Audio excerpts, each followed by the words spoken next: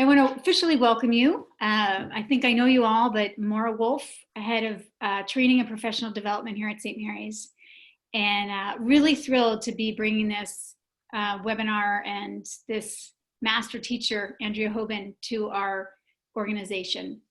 I met Andrea actually through St. Mary's graduate, Carolyn, who at the time was working at Robert Half, who said, "Oh, you two need to meet." And it was a fast friendship. We have very similar training from New Ventures West, and as yoga teachers and as parents of children with similar ages. So it's been wonderful to get to know Andrea as she's really taken off with this company that focuses on teaching emotional intelligence in many settings, particularly the workplace, as well as with individual people through an app and through a book that's connected to the work and research, a broad group of research based out of Yale. So I'll let you say more about that, Andrea, but just so pleased that you're here and so glad that so many of you from St. Mary's have tuned in for this. I'm missing you all. I'm missing your faces. I'm missing the walk around campus and just being in virtual space with you all today is lifting me up. So thank you for showing up. And Andrea, I'll let you take it from here. Yeah, thank you, Maura, and thank you. It's nice to be with you all. And I will say, I do hope a large part of this is interactive because, you know, it's boring if somebody's just talking at you for minutes on end. So just know that there's audience participation, hopefully forthcoming, especially with, I'll set this up here because Maura alluded to the fact that there's a book associated with our work. I'm lucky enough to work with Mark Brackett, who runs the Yale Center of Emotional Intelligence and is a protege of Peter Salovey, who wrote the first research paper back in 1990 on emotional intelligence. And Peter Salovey is now the president of Yale, and Mark Brackett has carried on that work. So the model that Mark has worked on for years has proven in academic settings and in business settings to really improve outcomes for both students and for adults in professional situations. And so we've taken that model that generally in a school year is parsed out as part of the curriculum, and in a busy work environment was oftentimes done as workshops. And so we found that if you use some of the concepts of adult learning, like spaced repetition and spiral learning, that we have a much better chance of being able to change our behavior over time in a way that really benefits us in helping attaining our goals. And it turns out that emotions impact almost everything that we do. And so just to set the stage here, I wanted to ask you how you were feeling. And so you can, there's a chat function here too, right? Yeah. So if you want to just type in the chat box how you're feeling today, let's just see a roster of emotions that probably make the point that we're on a roller coaster all day long. So see if you can name the feeling. If you're feeling something like pleasantness or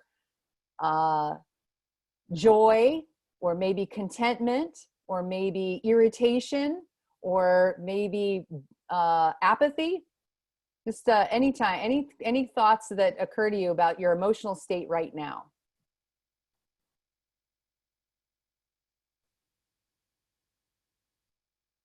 So I'm seeing hopeful and anxious and thoughtful and optimistic and tired, irritated. Yes, right. Tomorrow, who knows? Changes minute by minute.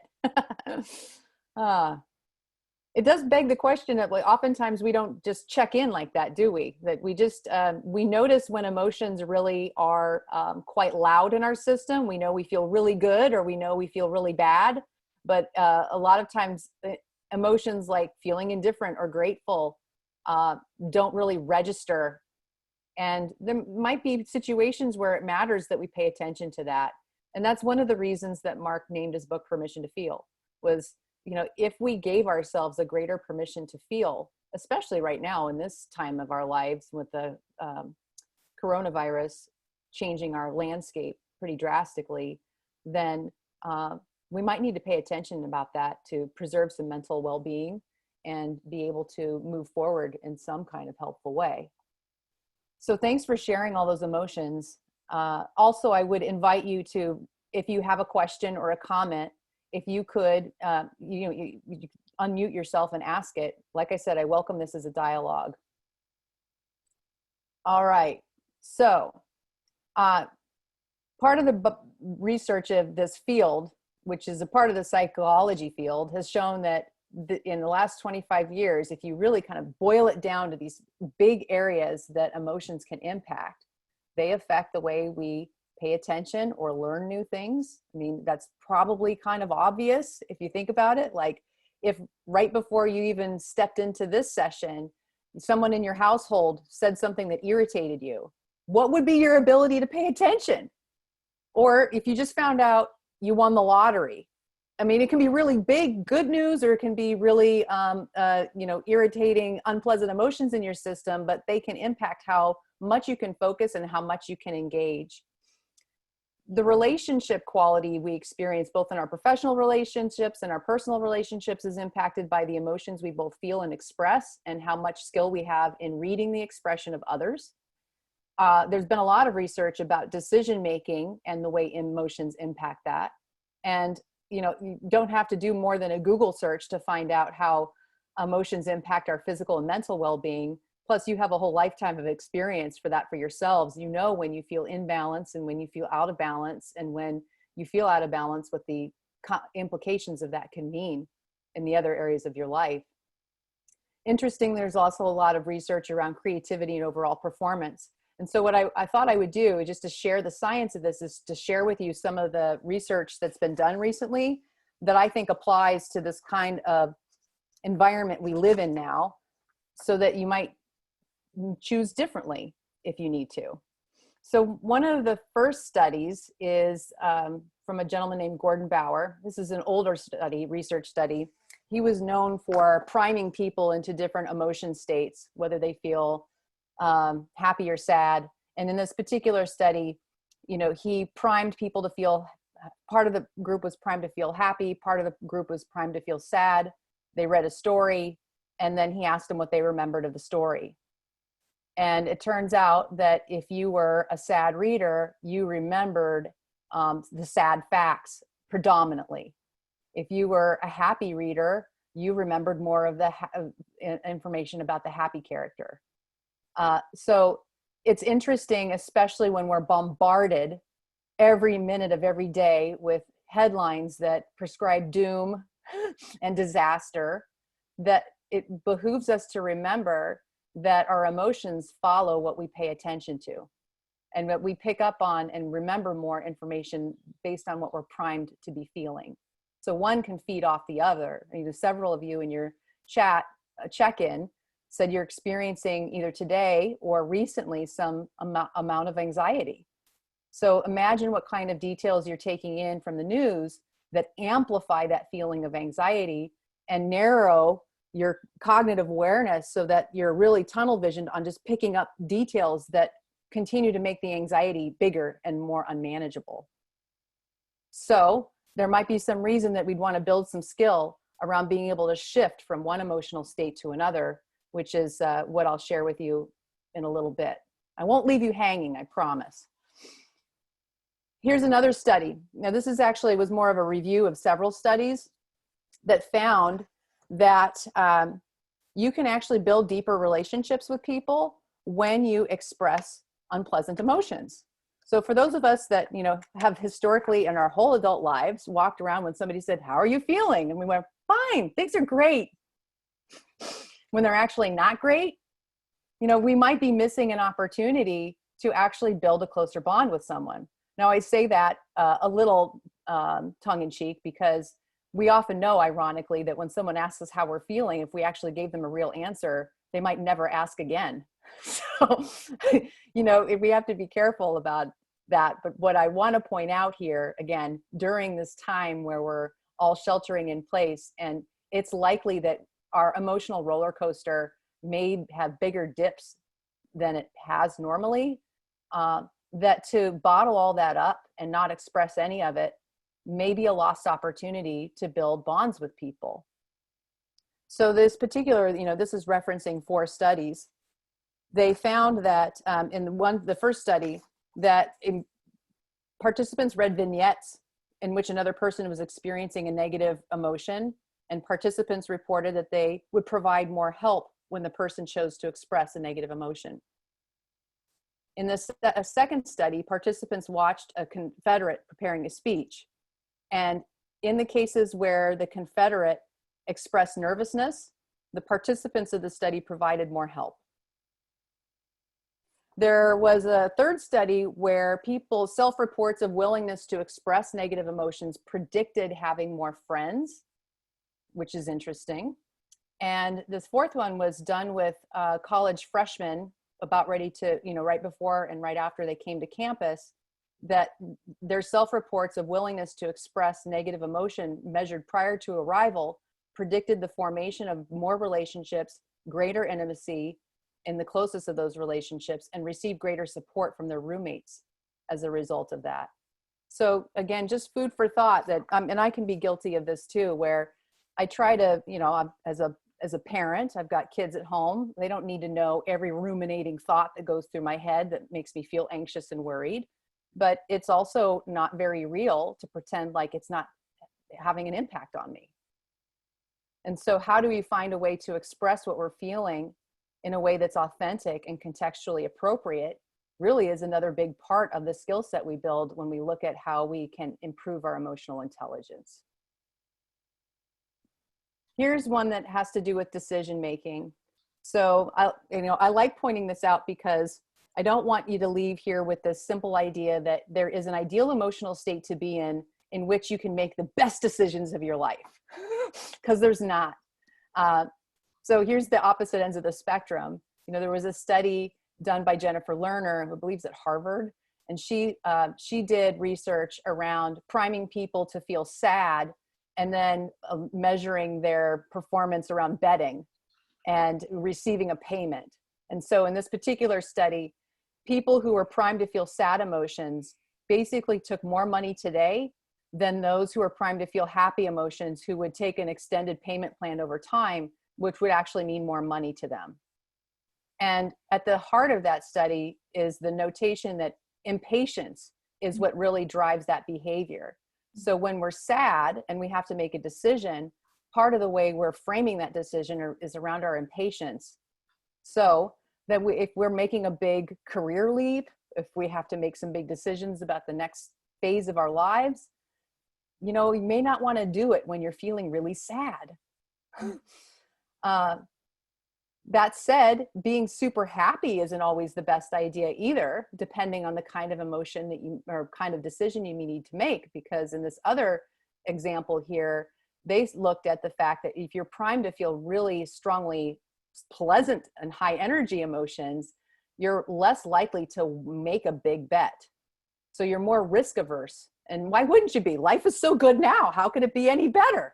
But since all emotions are temporary, you might be, again, taking a short look at something that would behoove you to make that decision with a little more risk tolerance, per se. So again, it would be easy to say there's one right place to be for all emotions to make the best decision, but you really just need to take into account how you're feeling and what that means to the decision that you're making. Here's one more with my favorite picture of a nasty spider. So they did this study at UCLA where they took true arachnophobes and put them in a room with a cage in the middle of it with this giant nasty spider in it. And they had half the room write down and express how they were feeling about being in the room with the spider. And the other half of the group was allowed to only make factual observations that were emotionally neutral. And what they found was that people who were allowed to express their anxiety and fear, were the 2 words that were commonly expressed, that they actually experienced a reduction in those emotions, as opposed to the other group who didn't experience any difference at all. So, here we're seeing firsthand that if you can name what you're feeling, then you are already starting to decrease its intensity in your system. So I'm about ready to talk about the skills of emotional intelligence and what they entail, and you might just want me to get the spider off the screen. But I am curious, what these studies are bringing up for you, or what observations you have about the relevance in your own life.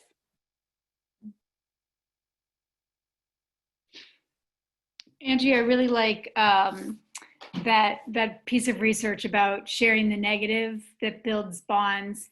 It kind of affirms some of the questions I've been asking around my dinner table and with the HR team as of late, that are things like, what's been hard today, or what's challenging about this situation, because I think it really does get to that connectivity that grows when there's vulnerability and acknowledgement of some of the things that are hard. Mm-hmm. Yeah, I know. I'm not a big fan of spiders either, but I am making my point. So anyone else want to make a verbal comment here? Hello, this is Munir. Can you hear me? Yes, loud and clear. Fantastic. I agree with sharing the emotion. I think for me, every time I verbalize a negative emotion, it's no longer a complex issue, but it just becomes a matter of fact. That I am able, I think through speaking the emotions, it helps myself analyze how to deal with it. And it makes it more of a structured process rather than a convoluted situation in my brain. Mm-hmm. Yeah, you're actually teeing up the skills of emotional intelligence pretty nicely here. And so this is a good opportunity for you to pull out a pen and a scratch piece of paper, because I would like you to rate your own skill set as you see it right now, based on these questions that I've asked on here on the screen. Because the two most important skills of emotional intelligence, according to this Yale model, is the ability to recognize what we feel and to be able to regulate those emotions according to our goals. So embedded with those two skills are these subsets of skills. And so I would first invite you to think about, can you recognize what you're feeling as you experience it? Some of us, have a strength in this area. Some of us only know after the fact. Some of us don't register a lot of emotion, like other than mad, glad, or sad. So I just would love for you, on a scale of 1 to 5, 5 being high, 1 being low, how you are at that skill. And then moving on to the second one around labeling our emotions, which I believe is also part of the point you just made, which is when I can label my emotions and understand their root causes, I have clarity around that. And that feels less muddled in my own mind. So how would you rate your ability to do that, to label accurately what you're feeling and understand why you're feeling that way? I would say in recognizing my negative emotions, I'm pretty much a 4. In labeling it while I'm in it is pretty much a 3, because I need more time to kind of dissect it for myself. Yeah, well, that makes perfect sense. There are some people that are really strong. I have a program manager I know comes to mind who would say she would rate her overall ability with emotional intelligence to be quite high. And she's very good about reading a group of people. She does a lot of facilitation work with groups. And so she's able to read the room quite naturally and adjust what she's doing according to what she's seeing emotionally in the room, so that she can really do her best work. But she's like, when she got into this model, she's like, dang it, Andrea, I don't know how to label anything. Like, I just have no vocabulary for my own emotional states. And that was really frustrating for her to recognize, but so important too, because, for her to have a greater internal awareness of how her own emotions were impacting situations allowed her to perform at an even higher level in those kind of group situations. So sometimes people find that they ignore one, one skill set has really, by nature of what we do or what we've learned is successful for us in the world, is quite easy for us. And other elements for us have really been ignored or downplayed. And so it might mean that we have a strength in seeing and reading the expression of others or adjusting ourselves in groups or with other individuals, but we really don't have a good present awareness of what we're experiencing. And when we do, a lot new possibilities of how we respond and how we behave can begin to emerge for us. So hopefully you've also made yourself, worked your way down these other set of skills. How accurately can I interpret the emotions of others? How, when it comes to the regulation skills, can I express my emotions in an authentic or appropriate way? There's a subset of work in emotional intelligence around the topic of emotional labor. Emotional labor is defined as the distance between what I feel on the inside to what I express on the outside. And so there's always some professional component at times where we might need to labor, especially when we have a client-facing type of role. We do it as parents. But there are also times where we do it just out of habit, where we emotionally withdraw, or we keep what we feel private and we have a mask for something that we think is more suitable to the moment. And so when we look at how we express emotions, it's interesting to pay attention to, am I really being authentic about what I feel? Like if I'm really frustrated, for example, is there a way for me to express that in a professional and appropriate way that doesn't have me holding on to that frustration, but also doesn't prevent progress from having that frustration resolved? Then also using helpful strategies of, how can I modulate from one emotion state to another? If I am frustrated and I know it's not helpful to be frustrated, I'm about ready to walk into a meeting, then how do I shift from feeling frustration to something else? That's a big skill of emotional intelligence. And when I can do those things, then I can also co-regulate, which means, for example, and again, you've probably all experienced this at certain times where you walked into a situation feeling really calm and grounded. And as a result, the others in your presence, even if it were a situation where there was a lot of energy in the room, that you were able to keep the room and the people in it calm and grounded with you. Now, there's no way they could be calm if you weren't.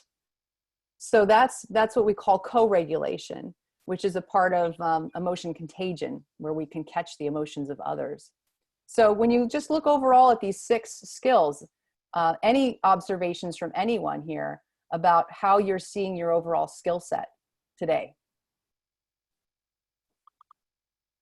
Andrea, I want to bring Kathleen's comment into the room a little bit, which is about depending on the situation. This can be quite a big variance in your skill, where it feels safe. It may be high level ability to recognize or use strategies, and when you don't feel safe, or and one of the things I really appreciate about the app that is built on this research is that the way it asks, what are you feeling, and then are you at home or at work or somewhere else? And that was a real awareness buster for me in noticing how these things can pivot based on the situation. So I think it's helpful to recognize that. Thanks for bringing that in, Kathleen. Yeah, definitely. And, I also wouldn't want you to walk away with the idea that emotional labor is bad. It's a skill. And at times it's really important that we use that skill.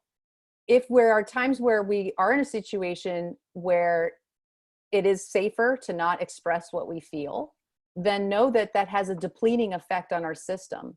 And as such, we'll need to regulate for that later. So it's just more of acknowledging like, wow, I have a day where I have a lot of outward facing things. I know I'm going to feel really depleted at the end of the day. It was a lot of hard conversations I had to have.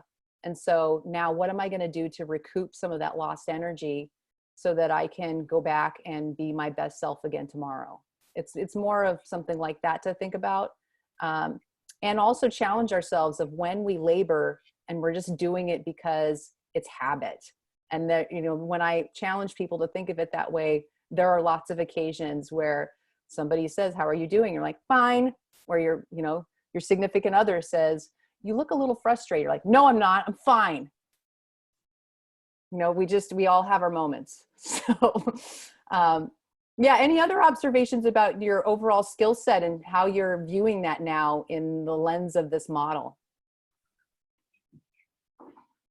This is Jyoti. It's very helpful to have this. And as I'm looking at this and reflecting on my experience, I feel that a lot of times I've been in a role where regulating the emotion was expected, whether as a professor in the classroom or as a parent in the house. I'm really good at that.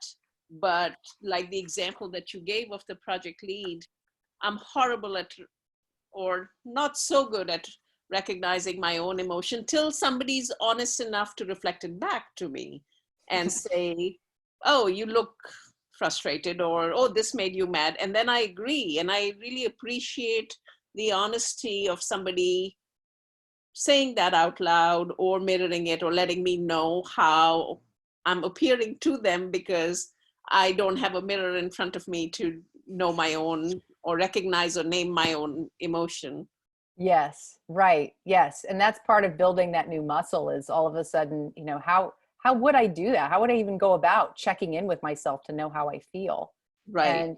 And I have a tool for that. And that's one of the things that we spend a predominant amount of time at my company helping people learn to use this, because it builds our vocabulary and helps us understand things about our emotional patterns that we might choose to do something about if we could see it more objectively in front of us. So what you're seeing here, we call the mood meter. And it is a simple X and Y axis. The X axis represents the pleasantness of the emotions we experience. You can see +5 over here and -5 over here for very unpleasant, like disgust, as opposed to joy, which would be very pleasant. And then the Y axis represents energy, or we might say activation in our system. And so down here, these are really low energy emotions. Like this one right here is sleepy, and up here is hyper. And so you get a sense for that there's always some amount of the energy of the emotion we're feeling as well.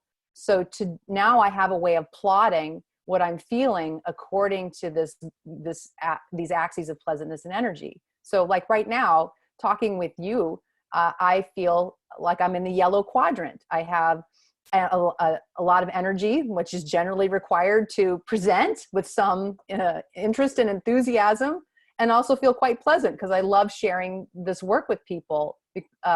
So that said, I'm in the yellow. And in the yellow is a great place to be when you need to motivate a team. It's a great place when you need to give a presentation. You know, you think about kicking off new initiatives with people. Being in the yellow is all very helpful for that. You get down into the green quadrant, these are lower energy, but still pleasant emotions that range from feeling rested and relaxed and feeling grateful. These are all emotions found in the green quadrant. They can be quite useful to feeling like we can really deeply connect with people. So oftentimes when I ask people like, what kinds of activities are actually best done when you're in the green quadrant, and they'll say, being with my family. You know, we're very present, we're calm, we're grounded, we feel content, etc. It's also actually quite good when you're meeting with your employees or colleagues one-on-one. For the same reason, our cognitive window is pretty wide open when we're experiencing green or yellow quadrant emotions. And so we can absorb more information from our environment. And so this tends to be a good state for engagement and learning. It tends to be a good state for collaboration and brainstorming. So, you know, when everybody's I brought that up one time, and one of my clients said, you're right. You know, if you have one person that's in the yellow and you're trying to go through a brainstorming session, it kind of ruins it, because that person becomes so passionate about advocating for their ideas, the rest of the ideas lose a little steam. So connection, collaboration, creativity, these are all things that are often well suited to the green quadrant. Then you get to the blue quadrant, and that's the quadrant of lower energy and unpleasant emotions that can range from boredom and apathy and pessimism to sadness, despair, depression. You know, you can see kind of the energy really dropping low and the pleasantness just going out the window. But I would argue there's times where it's actually quite helpful to be in this quadrant. Again, if we need to meet someone where they're at because they're grieving or they have experienced some difficulty in their life, it's not like I want to just like tell them, pat them on the head and say, that's okay, it's sunshine's going to come out tomorrow, because those people are annoying. You know, you really just have to help people and meet them where they're at. And so it tends to be the quadrant of compassion and sympathy and empathy. And so we have a better sense of how we can help people when we can sit in this quadrant for a while and oftentimes determine best next actions. I would also add that's probably not often thought about in this way, but when we experience red or blue quadrant emotions, our cognitive window narrows. So we have a fight or flight reaction, right? You know, we know that we get tunnel vision. Our overall state is taken over by either the overwhelming emotion or the situation we're in. But we can harness that too, that I might be needing to put together a very large spreadsheet, and accuracy is really important. And so if I can take the slightly pessimistic lens on the world and sit down and concentrate on putting that spreadsheet together, I know I'll get a better result than if I were in the yellow and tried to do it. So part of what, you know, I like about pointing out about this mood meter is that there are no bad emotions, that all emotions can be quite useful for us depending on the situation that we're in. And sometimes that confronts relationships we've had with emotions our whole lives. You know, for me, you know, it was like anytime I felt sad, I just needed to move away from that. Sadness is not allowed. That's not helpful. But in fact, sometimes it is. And the same is true for our friend, the red quadrant here, which houses the family of fear and anger emotions than all of their glory. So frustration, irritation, feeling peeved, enraged. I might feel worried or anxious or panicked. They all live up here in the red. But for example, anger at its root is about a feeling of unfairness or injustice. So if I could harness that feeling that I need to right a wrong, then it served me. Doesn't mean I need to live there, and it doesn't mean I need to yell at people, but the actual feeling of anger can be quite useful for us. So as we build awareness around what we're feeling and when, we can also begin to ask, does it serve me to experience this right now? And if not, what can I do to begin to shift? So the mood meter is, there's an app for this on the App Store that costs $1. It's a worthy exercise to check in on this mood meter 3 times a day. You'd build a greater vocabulary, and you would also really start to learn and see some patterns around like, wow, I'm in the blue quadrant every afternoon at 3 o'clock. Does that serve me? Do I need a snack? Is it the kind of meeting that I'm in? Like, what is it about 3 o'clock where I get the blues? And if I don't know that that helps me, then I can prevent it by doing something ahead of time. And so part of our shifting, or part of our strategies, is really looking at things that we can do to prevent unwanted states as much as we're looking at how do we shift to initiate a more wanted emotion. So that was a lot of me talking. So again, would love to hear your questions and your thoughts on this. I do have a questions if there is time. Okay. This is Munir again. Yeah. So I do have an urgent need to label my emotions because it helps me understand and deal with them and express them. Now, the problem comes when a situation arises that I feel a negative emotion that hits my core. Mm-hmm.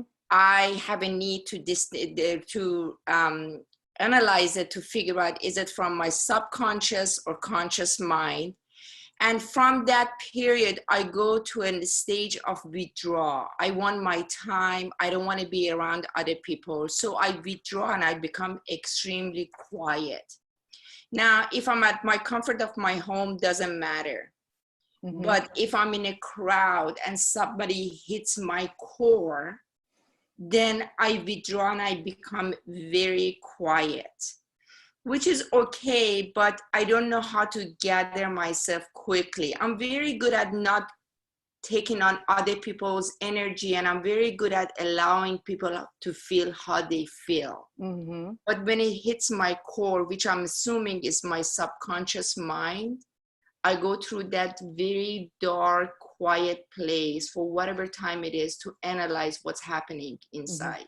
Yeah. How do I gather myself when I'm in a crowd?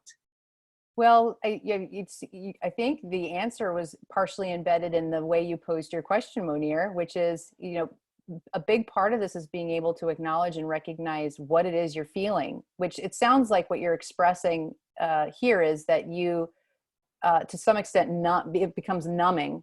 Something big hits your system, and it's not like you go, I'm really angry right now. It's like, it's just so overwhelming. There's a bit of a shutdown.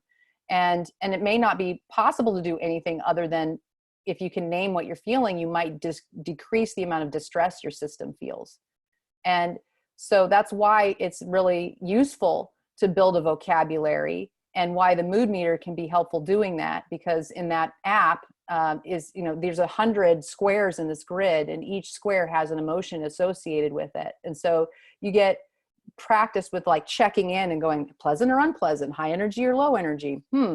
Wow, I'm really up here high in the red. I can feel that energy in my gut right now. And I'm feeling like we can feel when we're in the high red. And so it may not be possible to do anything else other than go, yep, that's enraged. I feel enraged right now. And then you need some strategies to help bring your levels down. In psychology practices, they call that down regulation. And so there's some things I'll talk about next that you might want to try that help you down regulate in a moment like that. But don't expect, like, because you've attended this webinar, now you're going to be perfect at this. This is a journey of a lifetime, and it takes a long time to, especially with intense emotions like what you're describing, to be able to do that in the moment. It may be that you do it when you're like, oh, I'm mildly irritated right now. Do I want to feel irritated? That I can shift. And so you get practiced at smaller, less intense emotions. And when the big ones come up, you might, as a post-mortem afterwards, be able to look at that situation and go, at the time I thought I was really angry, but I actually think I was really afraid. And so, that's interesting to look at how those emotions played out, and how the conversation went, and how we interacted with each other as a result of that. What would I change about that next time? Fantastic. Thank you so much. Yeah, I hope that helps.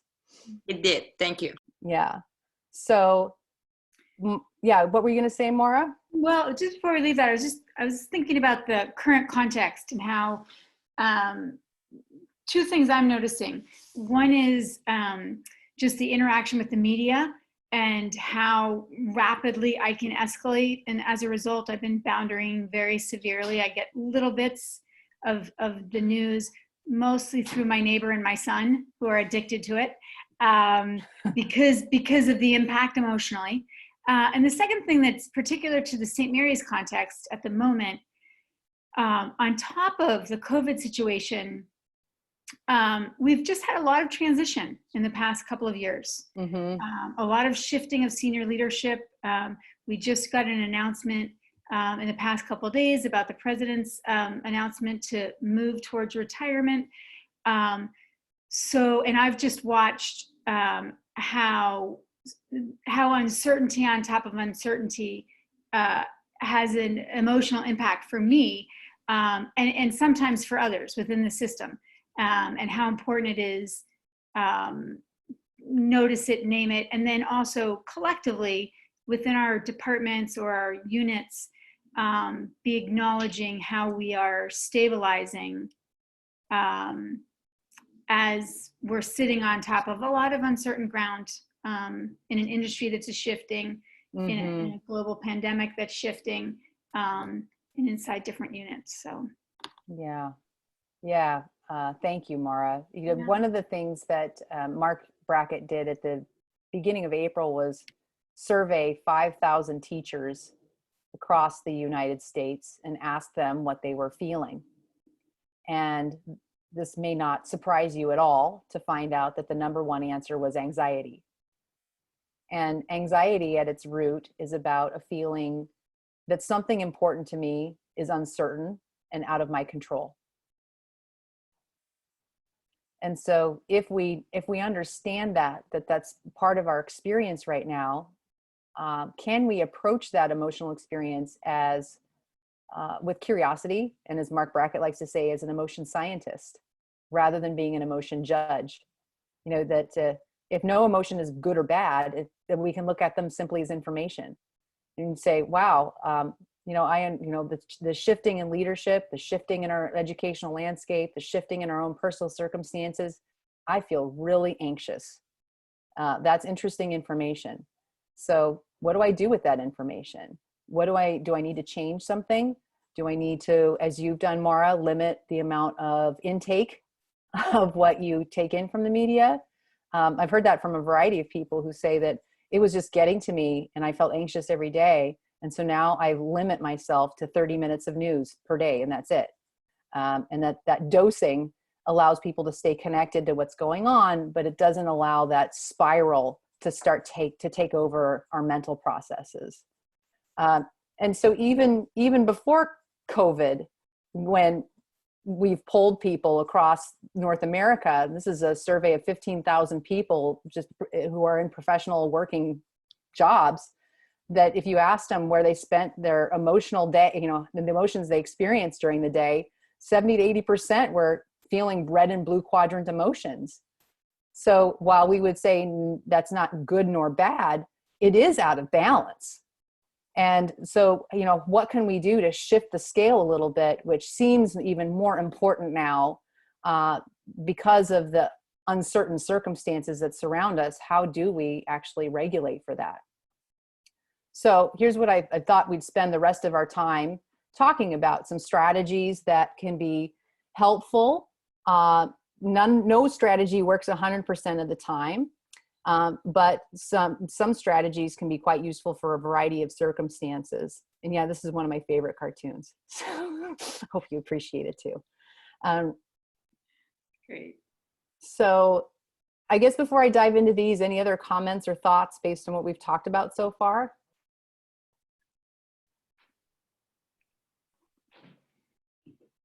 Jyoti's posted a couple of great links to positive news sources. If you want an alternative, you can check in the chat area. Yeah, thank you so much. Keep them coming. All right, so let's talk about self-talk for a minute. Anybody notice how they have a voice in their head that points out all the things they do wrong? Anybody have that besides me? Okay, we'll assume you do. Did somebody chat? Yes, I have to look at it. Thank you. Thank you, Kathleen. Somebody's with me here.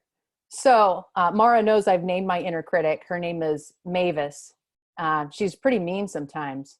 And so it actually turns out that we can turn the tide on our inner critics, or the voice that tells us. I have another friend who named her inner critic Serious Doom, because her inner critic focuses on the worst case scenario all the time.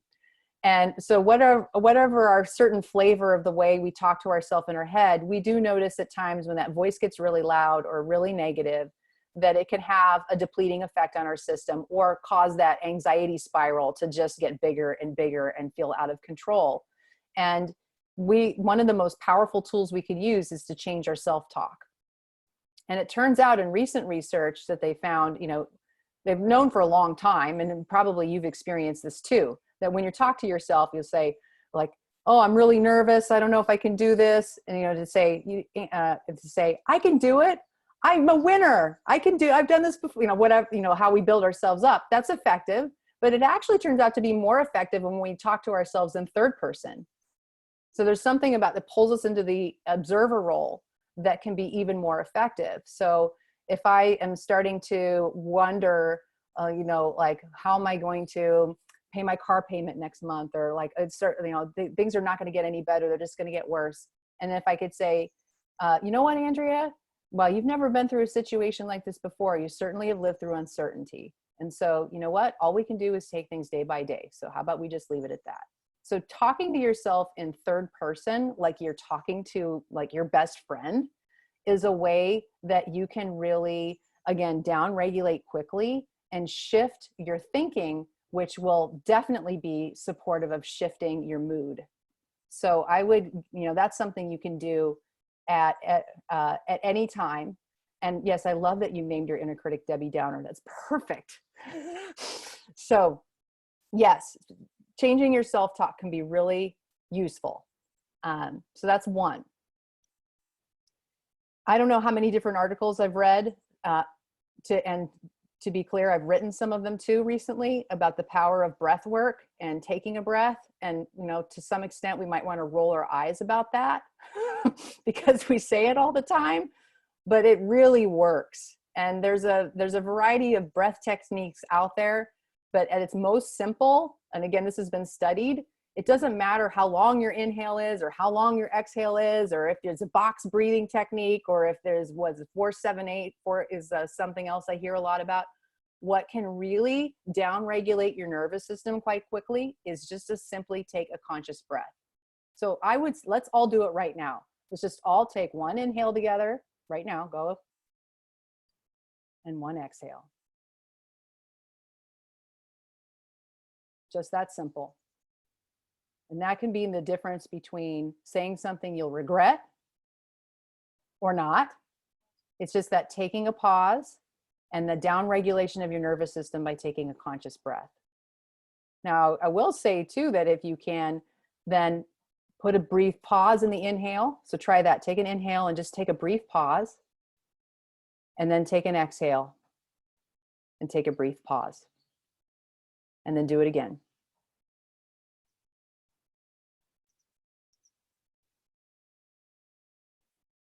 You feel any different?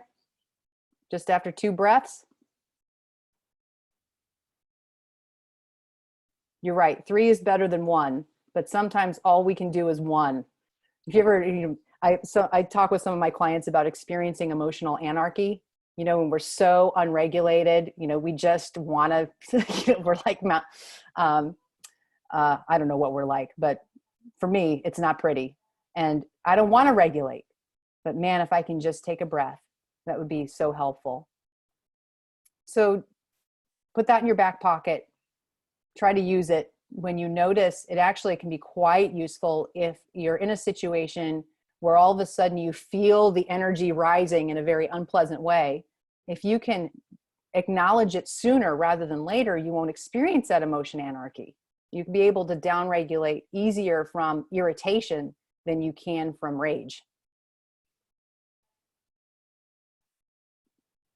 Reframing. Reframing is another cognitive strategy you can use to change the way you think about a situation. So, perhaps, you're at a grocery store and you see what you perceive as rudeness. Wow, why is that person so rude to me? And that's the story, the narrative we have playing through our head. Reframing is about seeing that same situation through a different lens. So maybe I think about the other person and think, maybe they're as scared as I am to be here. Maybe they just got bad news and they're not even thinking about me. They're thinking about getting through their store experience. Now, all of a sudden, I've activated a different part of my own brain, which shifts me from my level of irritation of how rude to maybe I've shifted to blue. I had a client a while ago talk about, she works in a company where, she has to get a project to a certain level of completion, and then her job is to hand it off to a different department. And so in that process, she was trying to schedule a meeting with someone she was to hand off this project to, and this person was never available to meet. And so she started, this internal story of like, why is he avoiding me? This is terrible. This is so rude. It's unprofessional.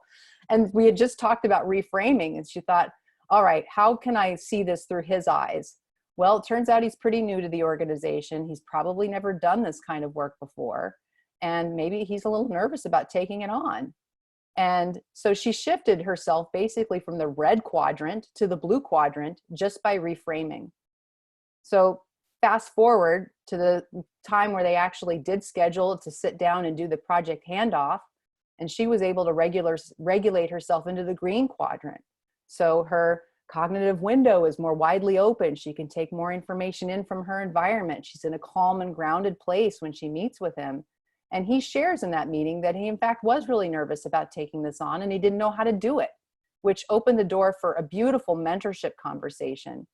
And she thought, well, that went really well, but she didn't know how well it went until a couple of days later when he called her out of the blue to ask for her advice on an entirely different project. And so you look at how this one person reframing shifted what could have been a bad colleague peer relationship for a long time, and her alone shifting her emotional state changed into a colleague relationship that will benefit the organization in a very helpful way and help them get their work done in a much smoother capacity. So, that's it's a very practical way of looking at, like, if I can just make some simple shifts in what I'm feeling, then my capacity to be with others and move work through the system when it really has to get done is enhanced. Questions about that or thoughts on that? I just have a comment related to management, and one of the things I've noticed that's been really helpful with this tactic is when there's frustration, either oh gosh, well, to be continued. Oh, someone has their hand up. Sorry. Well, whoever has their hand up, feel free to take yourself off mute and ask your question.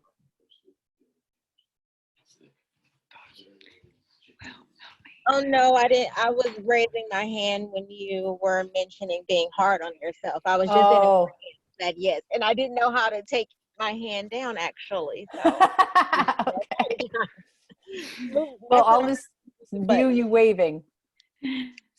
Sorry about that. I had a technical glitch there.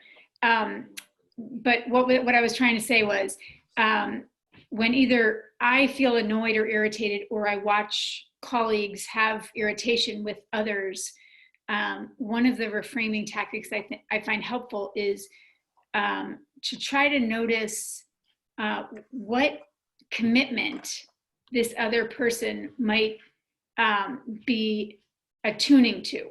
Mm-hmm. So if I'm frustrated that Andrea never responds to my emails, is it perhaps that there's some commitment she has to her current clients that's actually driving her neglect of me?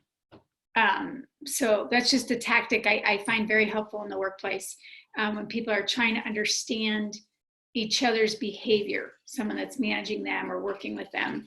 And it somehow brings compassion to the situation. So anyway. Yeah. Sorry, thank you, Maura. That's a great technique. It also points to the fact that we attribute behavior to emotion all the time, that we see a certain behavior and we assume that means something, but most of the time we're interpreting that based on our own worldview and our own emotional experience. It's if somebody looks at you and says, why are you so angry? Because they're angry. We've probably all had that experience before. So, knowing that, it is helpful to put ourselves in other people's shoes. It is helpful to engage some curiosity. Curiosity is an emotion that you can find as a gateway back to the yellow or green quadrants that calms your nervous system down and helps you become the emotion scientist more quickly. That removing the judgment out of the situation really improves circumstances for all. Hard to do sometimes. And again, it takes practice. And the more practice you have, the easier it is to kind of see your own story in it and to be able to remove that story for the purposes of making progress. It also takes courage, going back to the example I used of being in roles where I am expected to regulate my emotion and I can't read my own. Mm-hmm. But because of the power differential, it is hard for the student or the child to name my emotion. But if they do, and I appreciate that, then it builds courage for everybody else that, okay, she doesn't blow up if you tell her that she's not acting from a regulated place. She actually appreciates that. And then, but it takes a few courageous students in the room to do the thing first time.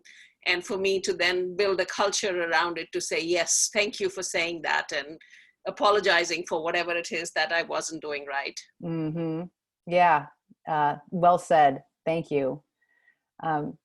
One of the last things, I know we're almost out of time here. I just wanted to point out that music can be a very powerful regulation strategy. That I have some coaches that I work with that have made playlists based on quadrants. So if they want to get to the yellow, they have their yellow quadrant playlist. If they, working with some athletes or actors, they actually need to conjure red quadrant energy in order to give their best performance, whether it's on the playing field or whether it's on the stage. And so again, it just points out that there might be times where we want to access all 4 quadrants, and music is a way that we can get there. As an aside, I read an interesting study not long ago that listening to sad music can actually make us feel less sad.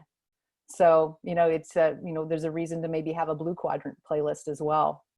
So don't miss out on the power of music if you need to be lifted up to increase your energy or to somehow change your pleasantness factor.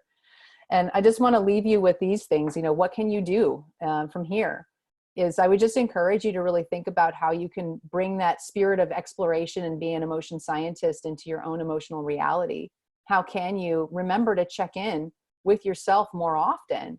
Whether that's when you first get out of bed in the morning, just to notice how you feel, how you feel after a morning of meetings, how you feel transitioning back to home life after work. What do you notice about the way your emotions shift in those experiences can tell you a lot about, again, your emotional balance and what you may want to do to shift that in a way that's really serving you and your family. And then support yourself with strategies. Just pay attention to what works for you and do more of that. And then you might need to add strategies in that you've forgotten about, or that you have let go off to the side, or you just know you need to do more often. And let's let go of the idea of perfection, because it's not like we're going to walk through the world 100% regulated all the time, even in a normal day. But now, especially that we're, all coronafied, how can we manage the ups and downs of the roller coaster is really just about navigating the realities of our daily life and not looking to achieve some level of perfection of happiness. It's more about just acknowledging where we are that can give us a better sense of well-being. So I want to thank you, Maura, for having me here. It's been fun talking with all of you. Here's my contact information if you want to reach out and continue a conversation at some level. But happy to answer questions after, and I'll hand it back to you, Maura. Great. Well, I just want to thank everybody for showing up. So Jyoti's asking what the app is. So you could just say exactly what it is, because it's fantastic. So maybe you'd mention that before we close. Yeah, I have. So we built a learning program that lives on a mobile platform. It's 50 steps long and walks you through these steps of building your emotional intelligence over time. So 10 minutes a day for 50 days. You will definitely notice a change in your behavior and your ability to recognize and regulate your emotions. There's live labs that are included in that. So it's not just a self-paced program, but it's really a hybrid. How do you get the best of a cohort and a learning experience live and work at your own pace and your own time? So it's you can find it on our website. So how about I chat the website right here? I just did that privately. So anyway, I'll send that to everybody. Yeah. And thank you for asking. Yeah, feel free to connect with me if you want some more info on that. I've been a user and it's fantastic. So can't thank you enough, Andrea. This was fantastic. And again, thank you all for tuning in, and hope that you can use this well in your day-to-day, both at home and in workplace engagements. So have a wonderful rest of the day. Enjoy the sun if you're anywhere near the sun like I am, and we'll be in touch. But thanks again, Andrea. Have a great day. Thank you, everyone. Talk to you soon. Thank you. Thank you so much. Thank you, Maura. Yeah.